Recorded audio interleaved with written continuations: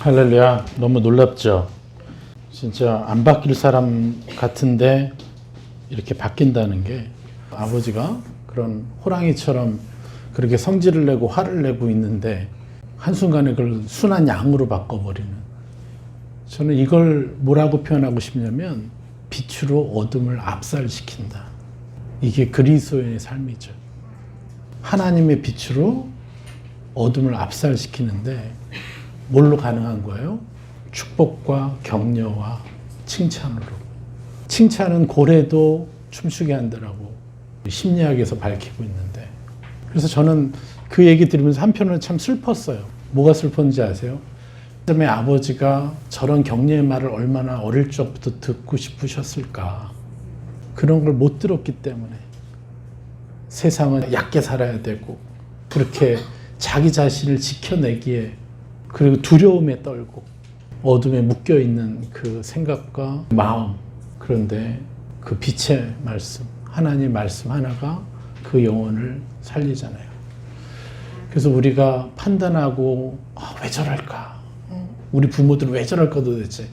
그런 게 아니라 저들에게 얼마나 많은 사랑이 필요했을까?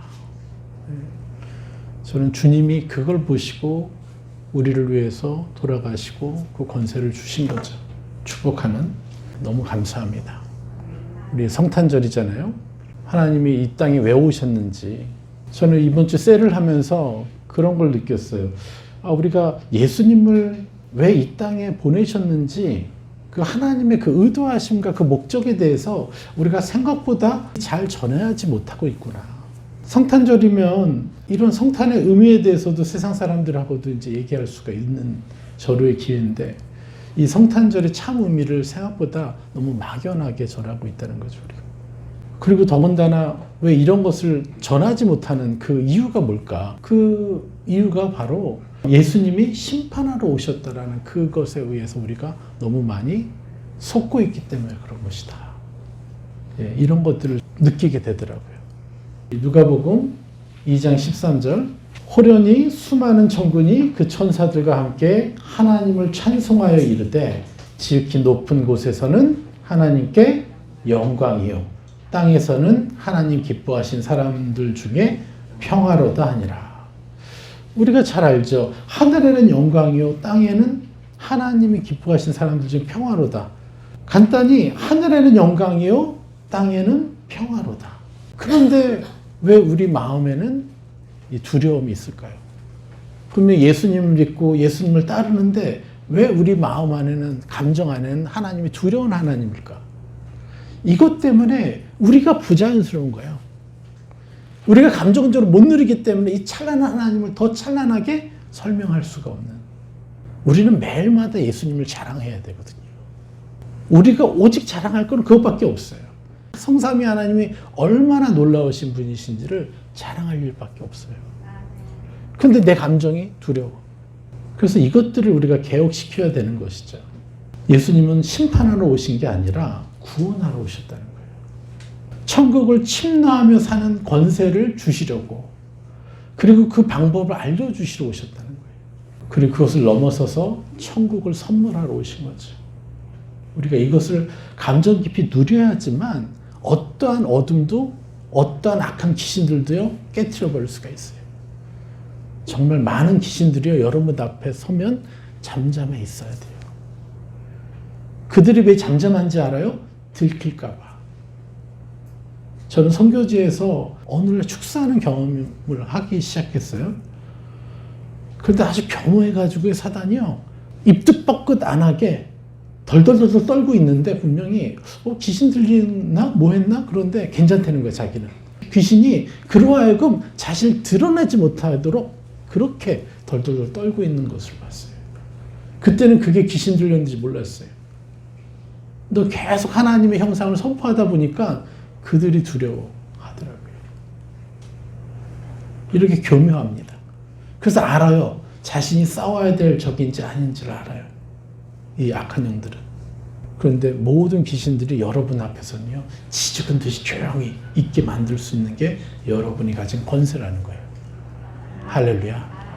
여러분이 원수를 축복해 봤어요? 그러면 그 권세가 있어요. 그걸 알기 때문에 감히 여러분들하고 부딪히려고 하지 않아요. 그래서 우리는 천국의 그 형상을 이 땅으로 끌어내려서 침노에서 사용하고 누려야 되고, 그리고 천국의 영생을, 찬란한 영생을 누려야 되는 것이죠. 그래서 우리 안에 이 묶여져 있는 것들, 하나님 형상에 대한 잘못된 오해들을 빨리 감정 안에서 끄집어내야 돼요. 그것이 오늘 전할 이 심판이라는 부분을 통해서 여러분들의 오해를 좀 풀어드리려고 합니다. 그래서 오늘 주제는 천국문 안에서의 영생에 집중하는 삶을 살자, 이 주제로 말씀을 전합니다. 그런데 아까 말씀 잠깐 읽었던 지극히 높은 곳에서는 하나님께 영광이요, 땅에서는 하나님이 기뻐하신 사람들 중에 평화로다라는 이 말씀에 대한 오해가 있을 것 같아서 하나 더 풀어드리려고 합니다. 하나님이 기뻐하신, 이 기뻐하신이라는 이 단어는 헬라어로 유도키아, 그리고 하나님이 기뻐하신이 아니에요. 원래는 하나님이라는 단어가 없어요. 사람들이 그걸 끼워놓은 거예요, 번역하는 사람이. 그래서 하늘에는 영광이요, 땅에서는 유도키아. 유도키아가 뜻이 뭐냐면 만족, 그리고 기쁨, 갈구, 선한 의지예요. 그러니까 여기서 하나님 기뻐하신 사람들 중에는 평화로다. 여기에 어떤 의미가 있어요? 편애하신 하나님의 뉘앙스가 있어요. 누구는 하나님이 기뻐하시고 누구는 하나님 미워하시나? 이런 편애인 거예요. 그리고 마치 선택당한 자들처럼 얘기를 하는 거예요. 그런 것이 아니에요. 진리를 갈구하고 기뻐하고 진리에 대한 선한 의지를 가진 사람들에게는 평화로다, 이 뜻인 거예요. 정확히 번역하면. 왜 그래요? 이 진리를 사용할 수 있기 때문에, 옛사람을 벗겨내고 새 사람을 입혀줄 진리의 권세를 사용할 수 있기 때문에 당연히 그들에게는 평화인 거죠. 우리가 교회를 수십 년 다녀도 이 진리의 권세를 명확하게 사용하지 않을 때는요, 수많은 다툼과 싸움과 원한과 어둠의 형상에 지배당하는 거잖아요. 그런데 이 진리를 사용할 때만 어둠이 평화로 바뀌고 악한 영들이 떠나가는 역사들이 일어나는 거죠.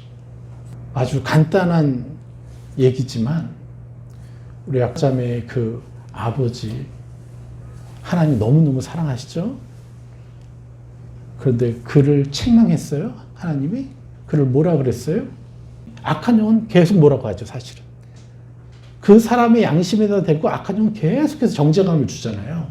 그래서 이분이 위축되어 있는데 그분에게 칭찬을 했을 때 그분이 살아나잖아요. 그래서 빛으로 어둠을 압살시켜버리는 참 하나님의 다스림. 이게 바로 성령의 검을 쓰는 거죠. 양날의 날선 성령의 검으로 휘둘러 버린 거죠.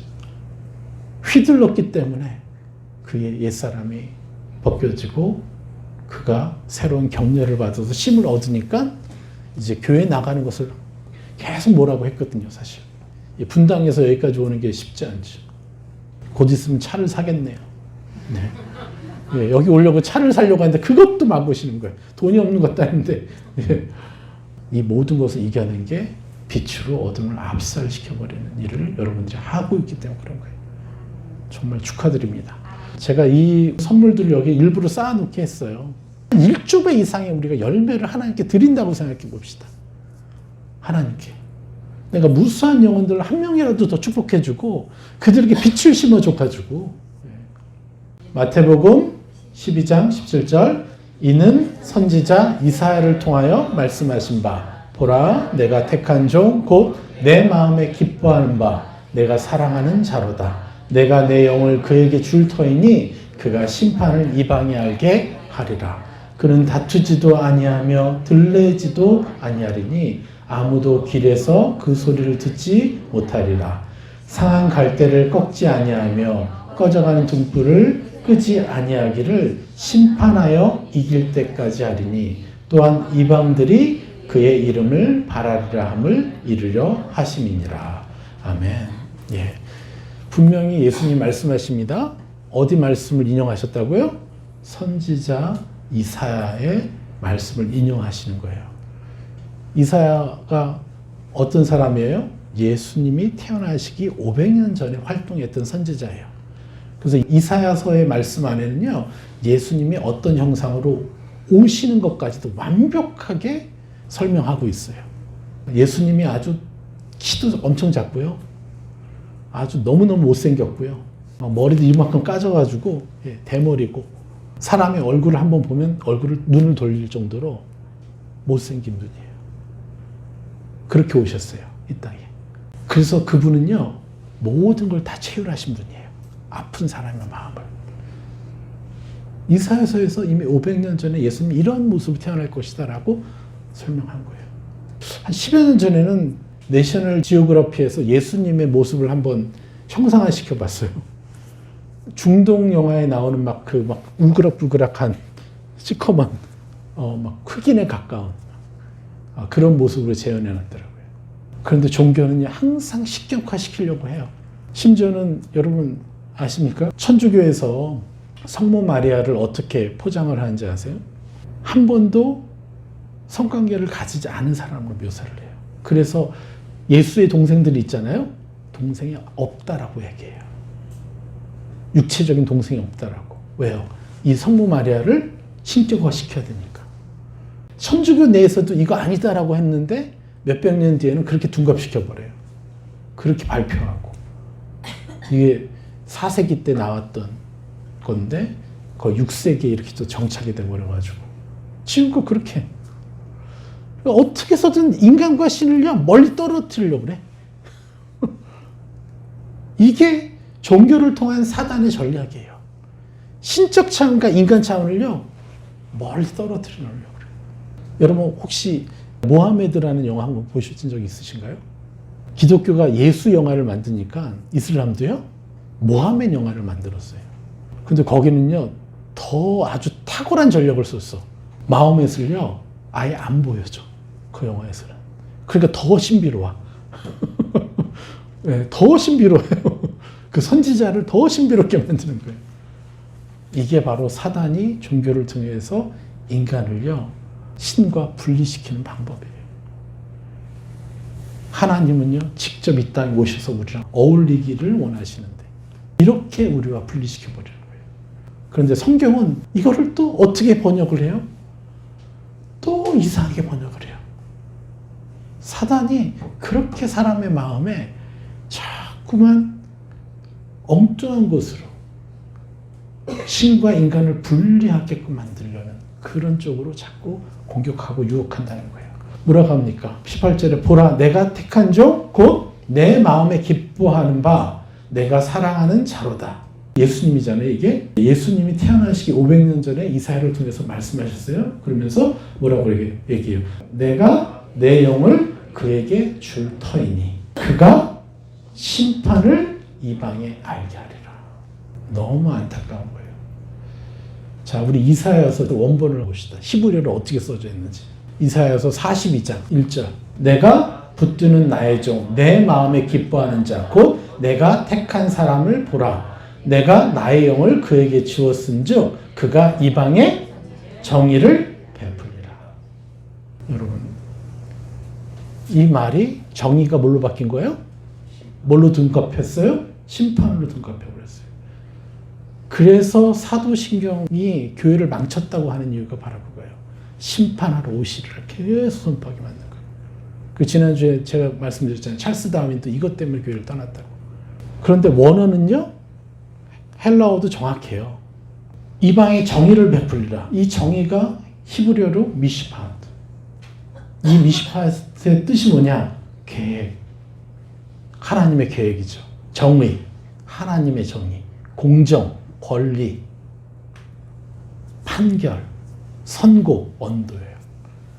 자, 하나님의 판결과 하나님의 언도는 무엇입니까? 너는 나의 보혈 때문에 의인이고 새 사람이다. 이게 하나님의 언도예요. 하나님의 선고예요. 우리를 사랑하기 위해서 오신 거예요. 그분은 이 땅에 왜 오셨어요? 죽기 위해 오셨어요. 십자가에 매달리는 게 그분의 목적이었어요. 그리고 창세기 1장 1절에 히브리어가 뭡니까? 그 히브리어 이니셜 하나하나 따지면 뭐예요? 십자가에 매달린 하나님의 손을 보아라. 이게 창세기 1장 1절의 히브리어 원어의 이니셜만 모아놓으면 그 뜻이 되는 거예요. 원래부터 하나님 이 땅을 창조하시면서 그 계획을 세우셨고 마침내 예수님이 오셔서 그 일을 해내신 거예요. 심판이 아니라 하나님의 정의를 보여주시려고. 하나님이 사랑이란 것을 보여주시려고. 그러면 헬라어로는 뭡니까? 심판이라고 오역해낸 원어가 크리시스. 결정, 공의, 비난, 정죄, 단죄. 그 중에서 부정적인 단어를 선택해버린 거죠. 그 안에 뭐라고 했어요? 하나님의 결정, 하나님의 공의가 더 강력한 뜻인 거예요. 하나님의 공의는 뭐예요? 내가 내 아버지를 비난하고 왜 저래? 이럴 때 하나님은요, 너희 아빠가 얼마나 고생했고 얼마나 힘들게 살았는지 너는 아니? 하면서 그분 편에 서시는 게 하나님의 공의잖아요. 우린 이렇게 축복할 수 있어야지만 비로소 우리의 감정의 눈이 열려서 하나님의 감정이 느껴지기 시작하는 거예요. 그래서 아무나 판단하고 비난할 수가 없는 거예요. 그래서 우리가 교만에 빠져가지고 비난하고 혐오하고 싫어하는 이 교만에 빠져가지고 우리가 하나님의 음성을 들을 수가 없고 하나님의 감정을 못 느끼는 거예요. 그래서 수십 년 신앙생활을 해도 교회를 나와도 삶이 바뀔 수가 없었던 거예요. 그러면서 심판을 이방에 알게 하리라. 알게 하다라는 것도 무슨 뜻이냐면요, 선언하다라는 뜻이에요. 하나님의 공의를 선언하겠다는 뜻이라는 거예요. 심판을 알게 하겠다는 게 아니라 공의를 선언하겠다. 이미 여기에 다 얘기를 합니다. 그래서 소식을 전하다는 뜻도 있어요. 이 알게 하라 아판겔로. 하나님의 공의를 전하게 하겠다.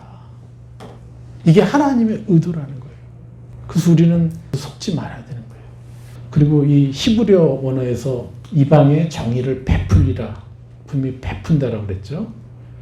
이게 히브리어로 야차라는 단어를 쓰는데 이게 뭐야? 나타내리라. 이방의 하나님의 정의를, 공의를 나타내겠다. 그리고 한 번 더 깊은 뜻이 있는데 양육하다라는 뜻이에요. 하나님의 공의로 양육하겠다. 할렐루야. 근데 저는 여러분들이 정말 이 깊은 하나님의 사랑을 너무 제가 느끼는 만큼 느꼈으면 좋겠어요. 여러분이 그것을 느끼잖아요? 악한 영들이 여러분을 함부로 속일 수가 없어요. 정말 많은 감정적인 소모, 악이 막 이렇게 속이고 저렇게 속여서 저 사람으로부터 삐지고 화나고 무수한 그런 것들로부터 저희가 당할 필요가 없는 거예요. 이런 감정을 느끼기 시작하면. 바로 이상한데? 딱 붙잡고 하나님께 가져가서 축복해 주게 되니까. 수많은 시간 이렇게 당하던 것들이요, 우리가 몇 분 안에 끝내버릴 수가 있으니까요. 그리고 그 공격당하면 뭘 얻어요? 하나님의 찬란한 형상을 또 입잖아요. 또. 이게 하나님 우리에게 주시고 싶은, 왜 이 땅에 오셔서 죽으셔야 했는지에 대한 그 목적인 것이죠. 할렐루야. 그래서 우리가 왜 성탄절인지 사람들한테 아주 쉽게 얘기할 수 있는 거예요. 여러분에게 좋지 않은 생각, 감정, 의지가 들어와요? 그거 거절할 수 있게 하려고 예수님이 오셨다. 이거부터 시작할 수 있잖아요, 우리가. 우리에게 어떤 좋지 않은 생각, 부정적인 감정, 수많은 것들이 있고 선한 생각, 선한 감정, 의지가 있는데 그 악한 것들을 거절할 수 있는 권세를 주시려고 그 모든 것을 죽음으로 빼앗아 가셨다라고 얘기하는 거죠. 그러려고 오셨는데, 그래서 우리가 그런 하나님을 얘기할 수 있는 거죠, 성탄절. 그래서 우리가 이런 하나님을 감정적으로 깊이 누리면 아주 자연스럽게 세상의 언어로 그들에게 하나님의 형상을 얘기할 수 있고 복음을 설명할 수가 있는 것입니다. 그래서 우리 열심히 전도합시다. 이 전도라는 게 단순히 교인 수를 늘리고 내가 상급받는 게 아니에요. 여러분이 그렇게 사람들 사랑하고 그들에게 입힌 결과로 그 영혼들이 오는 거잖아요. 그러면 이 위대한 하나님을 그들에게 선물한다는 거잖아요. 죽음의 삶을 살던 사람에게 생명의 삶을 사는 존재로 세우는 거 아닙니까? 하나님이 너무너무 기뻐하신 일이에요. 할렐루야. 그리고 또 뭐라고 합니까? 20절에 상한 갈대를 꺾지 아니하며 꺼져가는 심지를 끄지 아니하기를 심판하여 이길 때까지 하리니. 이렇게 또 표현해요. 이것도 당연히 잘못됐겠죠? 3절에 뭐라 그래요? 상한 갈대를 꺾지 아니하며 꺼져가는 등불을 끄지 아니하고, 같이 읽어볼까요? 뭐라고요? 진리로 정의를 시행할 것이며. 어떤 번역은 진실로 정의를 시행할 것이며, 또 어떤 번역은 진리로 정의를 시행할 것이며. 히브리어 원어에서는 이렇게 얘기를 해요. 그리고 헬라어도 당연히 크리시스. 그래서 진리로 정의를 시행한다. 예. 이 시행하다라는 것도 어떤 원어를 쓰냐면요, 야차를 써요. 베풀다의 뜻이. 예. 진리가 무엇입니까? 하나님의 아들의 희생으로 과거와 현재와 미래의 모든 죄가 도말된 것이죠. 이게 진리예요. 예. 하나님의 아들의 희생으로, 그리고 모든 죄인이 의인이 된 것이에요. 이것을 전 우주에 선포하셨어요. 무엇보다도 죄의 자녀에서 이제 하나님의 자녀가 된 것이에요. 할렐루야. 그래서 우리는 내 안에 들어오는 수많은 좋지 않은 생각, 감정, 의지가 내가 아니라고 명확하게 거절할 수 있는 권세가 생긴 것입니다. 그래서 진리로 정의를 나타낸다는 거예요. 그리고 진리로 양육한다는 뜻이에요. 그래서 여러분들 비로소 진짜 양육을 받고 있죠? 이제? 그래서 진리로 정의를 나타내고 진리로 정의로운 것들을 양육할 수 있는 뜻이 뭡니까? 바로 빛으로 어둠을 압살시키는 삶을 살아내는 것이죠. 그게 뭡니까? 새 사람으로 옛사람을 압살시켜버리겠다. 이게 우리의 일상과 너무너무 관련되는, 그냥 교회에 와서 내가 내 죄책감을 해결하고 가겠다. 이건 완전 종교죠.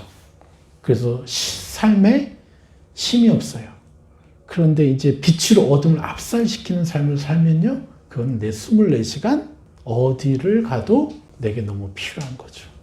왜? 우리는 항상 어둠으로 우리가 압살당해왔기 때문에. 내 아내의 말 한마디에 삐져가지고 화가 나가지고 집어던져야 되고, 화가 나가지고 맞받아쳐야 되고, 이러한 삶을 살 수밖에 없었을 거 아닙니까? 그것이 어둠에 압살당하는 삶이었는데 이제 역으로 빛으로 어둠을 압살시키는 거예요. 이건 그래서 종교가 아니에요. 종교는 나쁜 거예요, 사실. 가스라이팅 하기 때문에. 두려움으로 가스라이팅 하기 때문에. 근데 우리 하나님은 진리의 하나님이에요. 사랑의 하나님이에요. 그러면 진리로 어둠을 압살시키는 그 열매들이 반드시 나오게 되어 있습니다. 할렐루야. 아멘. 그렇게 되기 때문에 뭐가 돼요? 21절에 또한 이방들이 그의 이름을 바라리라 함을 이루려 하심이라. 이게 4절에서는 뭐예요? 그는 세하지 아니하며 낙담하지 아니하고 세상에 정의를 세우기에 이르리니 섬들이 그 교훈을 앙망하리라. 바로 이방들이 그의 이름을 바라리라가 바로 섬들이 그 교훈을 앙망하리라 뜻인 거죠. 이 섬이 뭡니까? 다가서기가 어려운 곳이죠. 근데 그곳까지도 전해지겠다라는 거죠. 그래서 세상의 정의를 세우는 거죠. 자, 그래서 이 앙망하다라는 게 바로 소망하다, 희망하다라는 거예요. 그런데 그 섬들이 그 교훈을 앙망한다는 그 교훈이 뭔지 아십니까? 히브리어 토라. 토라가 뭡니까? 바로 명령, 법, 율법을 얘기해요. 그래서 이것에 집착하죠. 유대인들은. 히브리인들 이것에 집착을 해요. 그런데 21절에 그의 이름이라고 예수님이 말씀하시는 거예요. 명확하게. 이 히브리어 원어를요, 예수님이 이렇게 풀어내시는 거예요. 섬들이 그 교훈을 앙망하리라. 그 교훈을 뭐라 그래요? 이방들이 그의 이름을 바라리라. 그 이름이 뭐겠어요? 하나님의 이름. 예수 그리스도의 이름. 그건 뭐예요? 바로 하나님의 형상을 말하는 거예요. 그래서 모든 율법의 핵심이 뭐예요? 하나님의 형상인 거죠. 그래서 토라는 하나님의 형상인 것이에요. 하나님의 명령과 법은요, 하나님의 형상인 것입니다. 그래서 왜 어린 소자에게 물을 떠주고 누구를 도와줬을 때 예수님이 나한테 했다라고 얘기하십니까? 바로 그것이에요. 그게 하나님 형상이기 때문에. 그래서 우리는 어떠한 시간 가운데, 어떠한 상황 가운데 있을지라도 예수님이라면 어떻게 행하실까? 묻고 행할 때 하나님 말씀이 나를 통해서 실현되는 거예요. 이게 진리의 삶인 거죠.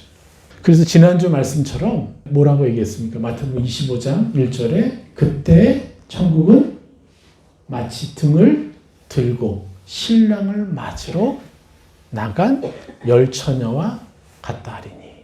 천국이 뭐라 그랬죠? 바로 열처녀라고 얘기했습니다. 열처녀.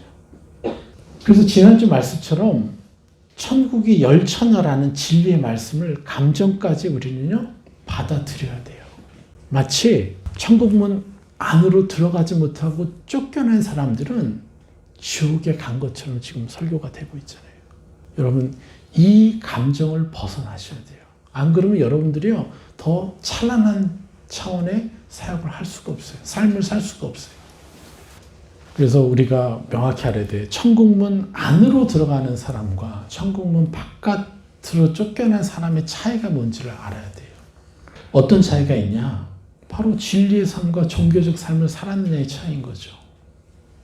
그런데 진리의 삶을 살고 있고 종교적 삶을 살고 있다는 것의 결정적인 증거가 뭔지 아십니까?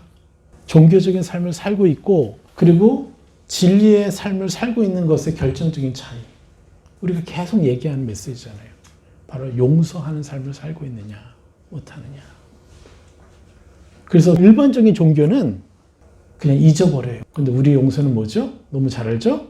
새 사람을 입히기까지 그를 축복하는 게 참 용서라고 말씀드린 겁니다.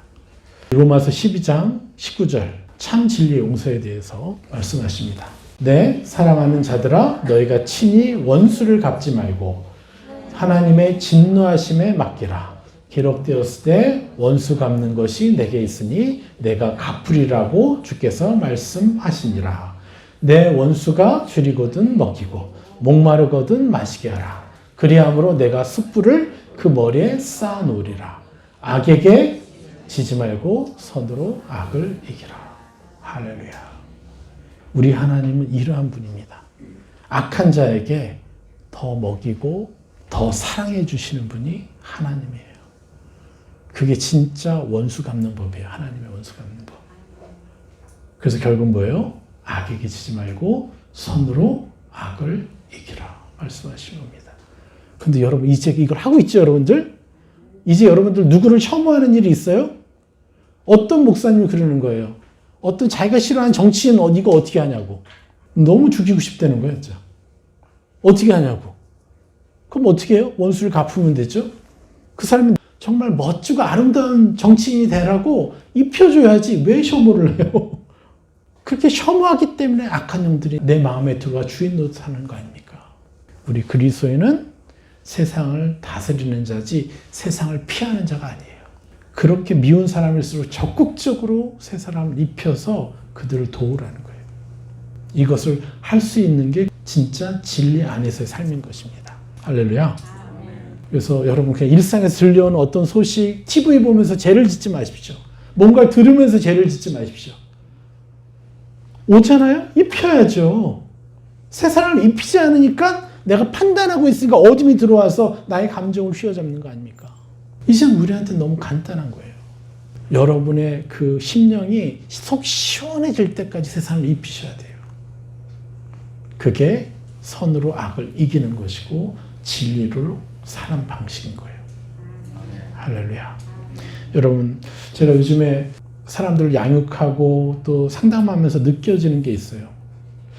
특별히 목회자들과 영적 리더들을 이렇게 상담하면서 명확히 알게 되어지는 게 깨어있는 리더들이 있는데 이분들은 당연히 인격적인 만남을 하죠. 하나님하고. 그리고 더 나아가지고 아주 순수한 헌신까지 하는 분이에요. 근데 그 다음이 문제예요.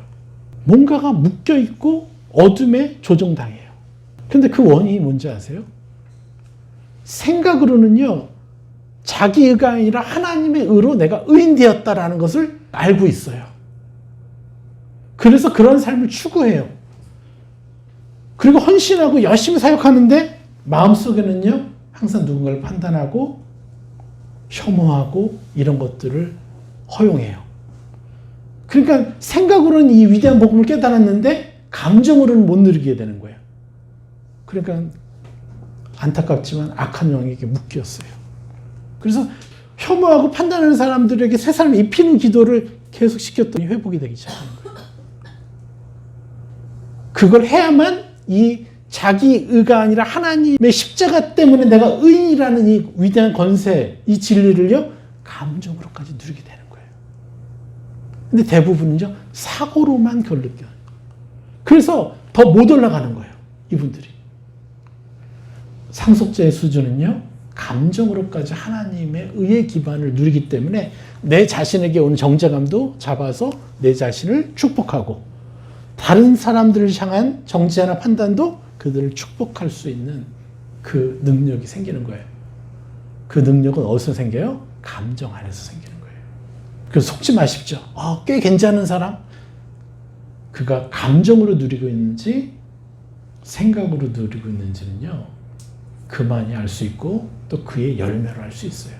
그가 감정으로까지 누리면 그 가정까지도 그러한 삶을 살게 되는 것이. 그의 제자들도 그렇고요. 여러분 이거를 명확히 이해하셔야 돼요. 이제 연말이죠. 다음 주가 송구영신입니다. 우리 뭐 해야 돼요 이제부터? 우리 늘 하는 거 있잖아요. 우리 하나자매가 첫 번째 딱 소원 선포를 적었어요. 가족이 함께 태구 성막세를 하는. 여러분 오늘부터 여러분 가능하시면 금식이라도 하시면서 하나님으로부터 많이 물어보세요. 내가 어떤 꿈을 꿨으면 좋겠습니까? 세부적으로 어떻게 쓰면 좋을까요? 그래서 지금부터요, 내년에 이루고 싶은 꿈 100가지를 써보세요. 구체적으로. 그리고 정말 이루기 너무 어렵겠구나 하는 그 위대하고 찬란한 꿈들을 써보세요. 그래, 그게 여러분이라고 자꾸 입혀주는 삶을 또 살아야 됩니다. 제가 지난주에 얘기했죠. 우리가 천국 가서 천국문 안으로 들어가서 삶을 살면 뭘 얻을 수 있을까? 지구 하나는 받을 수 있지 않을까? 전 제 믿음의 상상이에요. 제 믿음의 상상. 하나님 앞에는 어쩌면 되게 초라한 믿음일 수도 있어요.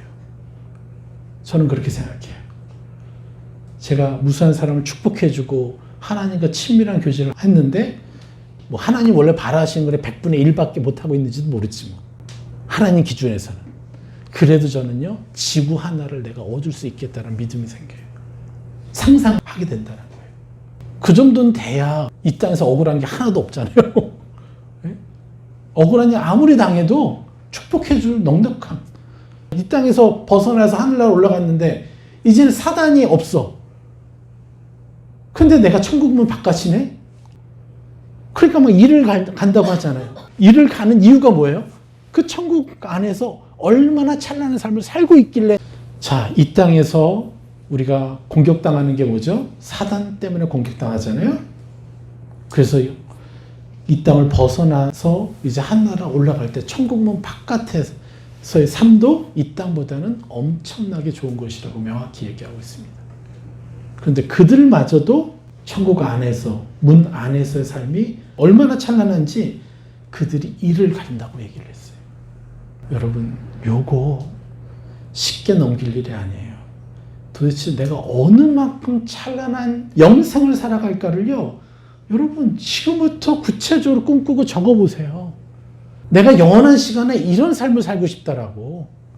그래서 그 영생이 여러분의 삶을 압도하게 만들어야 돼요. 눈에 보이는 세상의 화려함과 비교당하는 것들, 세상의 상황에 우리가 압도당하는 게 아니라 그들을 압도시킬 만큼의 영생을 내가 가지고 있어야 이 세상을요, 사도들처럼, 예수님처럼 하나님의 자녀답게 살 수가 있는 거예요.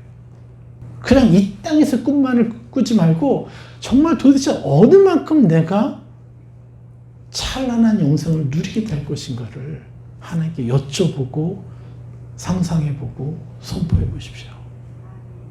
그러면요, 여러분의 삶에 수많은 악의 공격들을 이겨내고 여러분의 시간을 지켜낼 것이에요.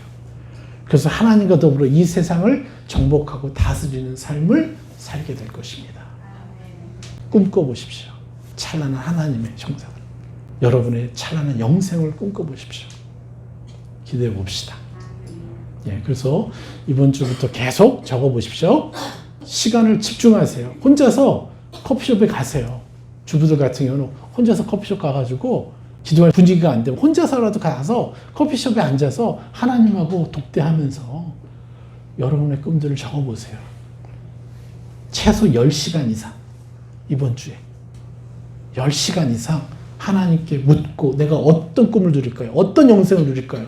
부터 이제 적어보세요. 그러면 내년이 엄청나게 다르게 될 거예요. 여러분 이 복음을 온 세상에 전해야 되지 않겠어요? 예, 저희 꿈은 이 복음을 누리는 정병 1억을 만들어내는 것이에요. 여러분들 이 일을 같이 합시다. 예. 그래서 우리가 이 세상에 지배받거나 상처받거나 하는 사람이 아니라 오히려 축복해주고 빛으로 어둠을 다스리는 사람을 만들어냅시다. 할렐루야.